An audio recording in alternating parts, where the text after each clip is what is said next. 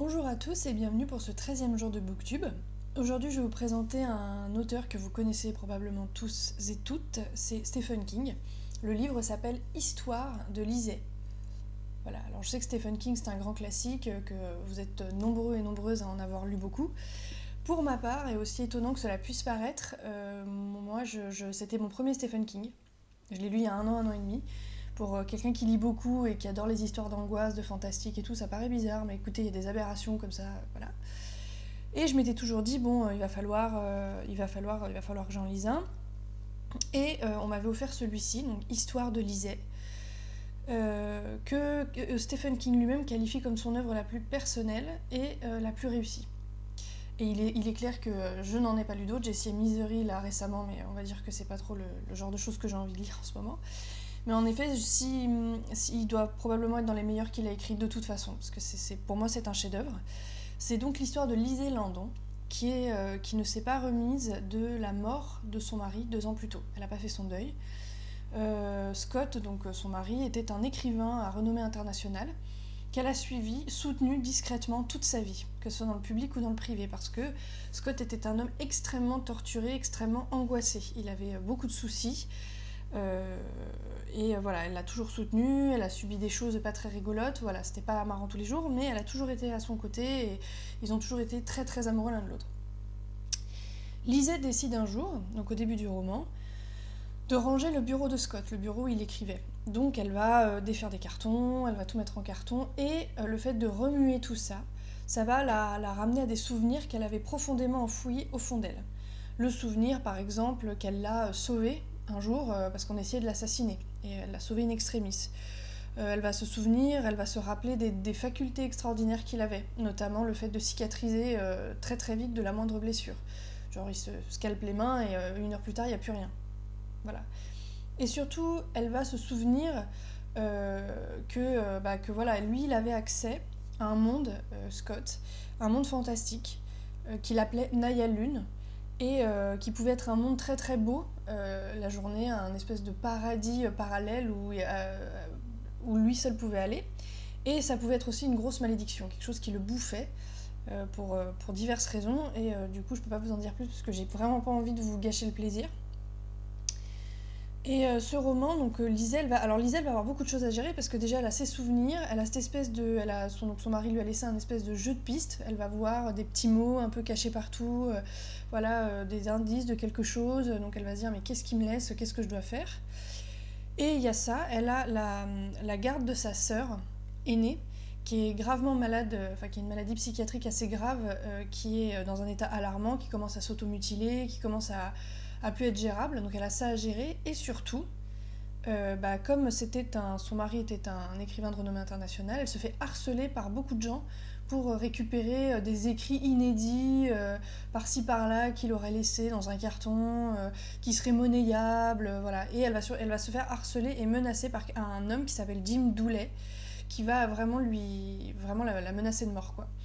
Donc ça fait beaucoup à gérer pour une femme qui se considère, on voit tout le long du livre, qui dit moi j'ai toujours été quelqu'un de plutôt banal, j'ai toujours été quelqu'un qui a grandi dans une famille lambda, j'avais pas particulièrement d'aspiration, pas particulièrement de talent.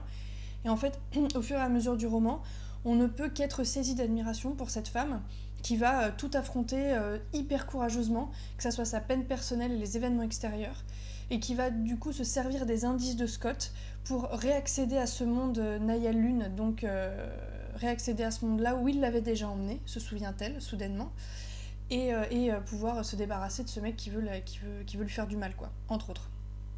Alors ça, c'est le pitch de départ. Vous avez énormément... Il y avait un critique littéraire qui avait dit que c'était une prouesse technique, ce livre. Et effectivement, parce que vous oscillez vraiment entre les moments d'angoisse, ce fameux monde, la Naya Lune, qui peut être l'image du génie en général. C'est de ça que traite le livre, entre autres sujets, c'est-à-dire quand la folie côtoie le génie, où est la limite. Et vous avez vraiment des moments où cette sensation qu'apparemment il maîtrise si bien qu'il y a un danger qui rôde, un danger qui est là, quelque chose d'impalpable qu'on pourrait même pas imaginer, mais qui est toujours suggéré, qu'on ne voit jamais. Donc vous avez cette espèce de truc là qui vous prend, qui est étouffant, qui fonctionne très très bien. Vous avez en même temps, c'est une ode à l'amour, parce que cette femme, la relation qu'avait ce couple était absolument magnifique. Moi ça m'a fait un petit peu chouinailler 2-3 fois. Et d'ailleurs, ne vous laissez pas décourager si vous le commencez. Il y a quelque chose qui est très prenant dans le roman et moi j'ai eu du mal à m'habituer. Les 20-30 premières pages, c'est un peu dur. Ils ont un langage tous les deux. Ils ont une espèce d'argot, mélange de vieux trucs et de mots inventés, qui est expliqué d'ailleurs au début du livre et à la fin.